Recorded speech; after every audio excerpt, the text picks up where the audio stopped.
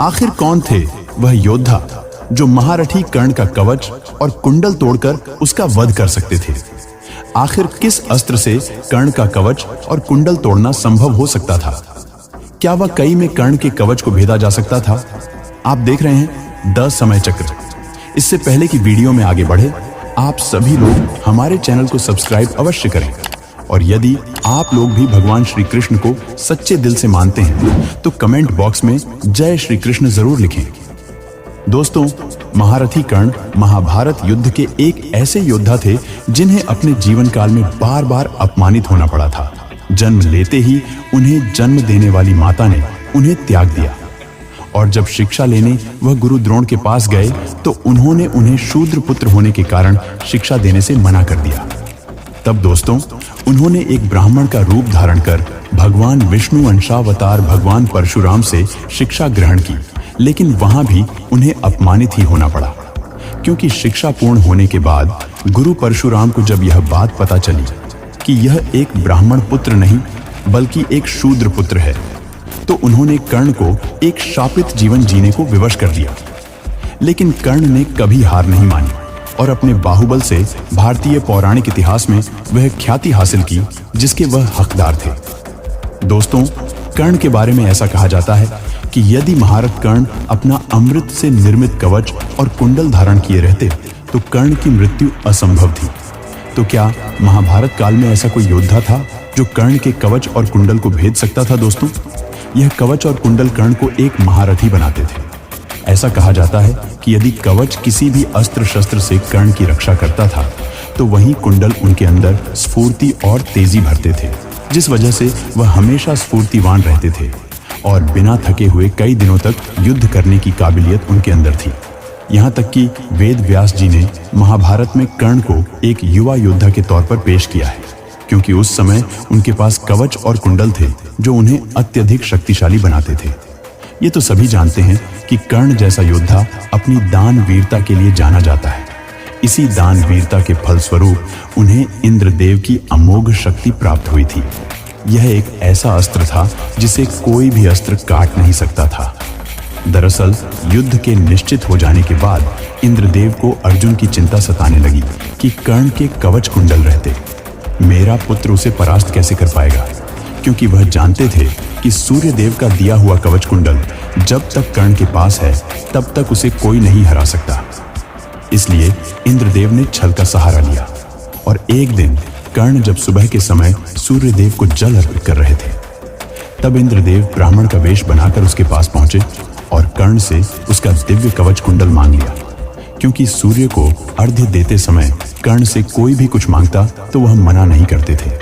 इसलिए लिए उसने ब्राह्मण रूपी इंद्र को अपना कवच कुंडल दान में दे दिया और फिर उस ब्राह्मण से बोले कि हे ब्राह्मण, आप अपने असली रूप में आ जाइए, क्योंकि मैं जानता हूं कि आप देवराज इंद्र हैं और मैं यह भी जानता था कि आज आप मुझसे कवच कुंडल मांगने वाले हैं। कर्ण के मुख से ऐसी बातें सुनकर देवराज इंद्र उसी समय अपने असली रूप में आ गए और बोले कि हे कर्ण, तुम्हें मेरे बारे में किसने बताया, और जब तुम जानते थे तो आज सूर्य को अर्घ्य दिया ही क्यों? तब कर्ण ने कहा कि हे देवेंद्र, मुझे यह सारी बातें मेरे पिता सूर्य ने रात में बताई और मुझे सुबह अर्घ्य देने से मना भी किया, परंतु हे देवेंद्र, अब आप ही बताइए कि मैं अपने धर्म से विमुक्त कैसे हो सकता था। तब इंद्रदेव ने कहा कि हे कर्ण, तुम महान हो। इस दुनिया में आज तक तुमसे बड़ा दानी न कभी हुआ है और न पृथ्वी के अंत काल तक कोई होगा। आज के बाद तुम दानवीर कर्ण के नाम जाने जाओगे। इसके अलावा मैं तुम्हें अपनी वसाब अमोघ शक्ति भी देता हूँ। इसका इस्तेमाल तुम सिर्फ एक बार कर सकोगे, लेकिन जिस किसी पर संधान करोगे उसे इस ब्रह्मांड की कोई भी शक्ति नहीं बचा सकेगी। और इसके बाद देवराज वहां से अंतर्ध्यान हो गए। दोस्तों, एक बार भगवान श्री कृष्ण ने कहा था कि कवच कुंडल रहते मेरे सुदर्शन चक्र से भी कर्ण को पराजित नहीं किया जा सकता था। यह बात उन्होंने केवल और केवल सूर्य देव के वरदान का मान रखने के लिए ही कही थी। अगर श्री कृष्ण अपने सुदर्शन चक्र से और अर्जुन अपने पशुपतास्त्र से कर्ण पर प्रहार करते तो कर्ण की मृत्यु निश्चित थी। पर श्री कृष्ण कभी भी सूर्य देव की कीर्ति को भस्म नहीं करना चाहते थे।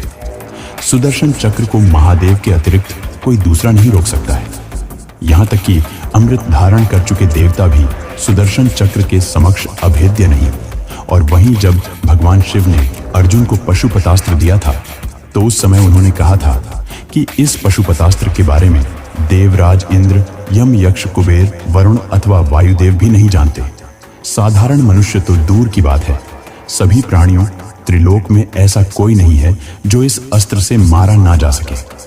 इसका प्रयोग तुम मानसिक संकल्प से, दृष्टि से, वाणी से तथा धनुष के द्वारा कर सकते हो और इनमें से चाहे जैसा भी इसका आह्वान हो, शत्रु का नाश होना निश्चित है। वहीं दोस्तों, इस बात से तो यह साबित होता है कि भगवान श्री कृष्ण का सुदर्शन चक्र और अर्जुन का पशुपतास्त्र जो उन्हें भगवान शिव से मिला था, यह कर्ण के कवच और कुंडल को भेद सकते थे और कर्ण का वध भी कर सकते थे। इसके अलावा दोस्तों, 3 ऐसे योद्धा जिन्होंने सूर्यपुत्र कर्ण को युद्ध में हरा दिया था। दोस्तों, इसमें पहला नाम आता है भीमसेन का। जी हाँ, भीम से एक बार कर्णमल युद्ध में हारे थे। ऐसा भी था कि कर्ण भी भीम से जीते थे। कुल मिलाकर भीम और कर्ण के बीच 2 बार युद्ध हुआ था, जिसमें एक बार भीम जीते थे और दूसरी बार कर्ण जीते थे। इसके बाद दूसरे नंबर पर महायोद्धा की वह कोई और नहीं बल्कि स्वयं अभिमन्यु था। आप यह सब तो जानते ही होंगे कि किस तरह से अभिमन्यु का वध किया गया था। गुरु द्रोणाचार्य द्वारा अर्जुन के लिए चक्रव्यूह की योजना बनाई गई थी, लेकिन उसमें फंसकर मृत्यु हुई अभिमन्यु की। लेकिन दोस्तों, कहा जाता है कि अभिमन्यु उस दिन कुछ ऐसा लड़े कि सभी के होश उड़ गए। गुरु द्रोणाचार्य हो या फिर दुर्योधन हो या फिर कर्ण हो या तो अश्वत्थामा हो या फिर सैकड़ों कौरव हो, सभी को अकेले अभिमन्यु ने धूल चटा दी थी। ऐसा भी एक क्षण आया था जब उन्होंने सूर्यपुत्र कर्ण और गुरु द्रोणाचार्य को एक साथ हराया था। कहा जाता है उन्होंने धनुष बाण के युद्ध के दौरान कर्ण को कई बार घायल भी कर दिया था। दोस्तों, तीसरे नंबर पर कोई और नहीं बल्कि गंधर्व थे। महाभारत के वन पर्व में इसका वर्णन भी मिलता है। जब दुर्योधन के साथ गंधर्व का युद्ध हुआ था, तब उस दौरान कहा जाता है कि सूर्यपुत्र कर्ण को दुर्योधन ने आगे किया और पीछे अपने भाइयों शकुनी, दुशासन, विकर्ण और अन्य सैनिकों के साथ युद्ध करना शुरू कर दिया। गंधर्व ने सबसे पहले कर्ण को परास्त किया था, जिसकी वजह से वह विकर्ण के रथ पर वहां से पीठ दिखाकर भाग गए थे। तो दोस्तों, आइए अब बात करते हैं कि इसके अलावा ऐसे कौन से वह अस्त्र थे जो कर्ण के कवच और कुंडल को तोड़ सकते थे और उसका विनाश कर सकते थे।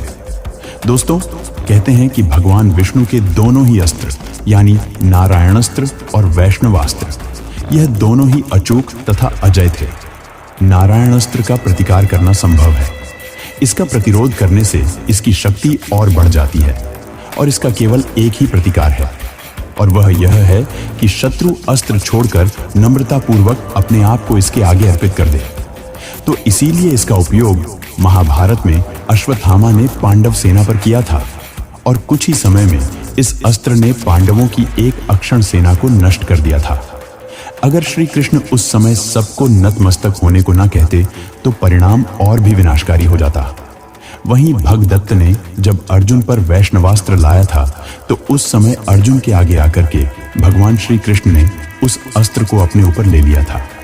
तो इससे यह भी साबित होता है कि नारायण के 2 अस्त्र यानी वैष्णवास्त्र और नारायणास्त्र भी कवच कर कुंडल को तोड़ सकते थे और कर्ण का वध कर सकते थे। अब आप में से बहुत से लोग सोचेंगे कि आखिर कोई कैसे कवच और कुंडल को तोड़ सकता है। तो रामायण काल में इसका एक उदाहरण मौजूद है। कहते हैं रावण के तीसरे पुत्र यानी अतिकाय के पास भी एक दिव्य कवच था जो उसे ब्रह्मा जी द्वारा प्राप्त हुआ था, और कहते हैं कि लक्ष्मण जी ने उसे स्वयं ब्रह्मास्त्र से ही तोड़ डाला था। हम चाहे जितने भी तर्क दें, परंतु महाभारत में जो जो वर्णित है हम केवल उसी के आधार पर माने तो कवच और कुंडल के साथ कर्ण को पराजित तो कर सकते थे, परंतु उसका वध करना संभव नहीं था। और श्री कृष्ण ने भी यही बात अर्जुन से कही थी। इसका मुख्य कारण यही होगा कि अगर कर्ण पर वह महाप्रलयकारी अस्त्र चलाए जाते तो हो सकता था कि सूर्यदेव के मान और कीर्ति को सीधी तौर पर चुनौती दी जाती। तो दोस्तों, इस वीडियो में बस इतना ही। मिलते हैं अगली वीडियो की एक नई कड़ी के साथ।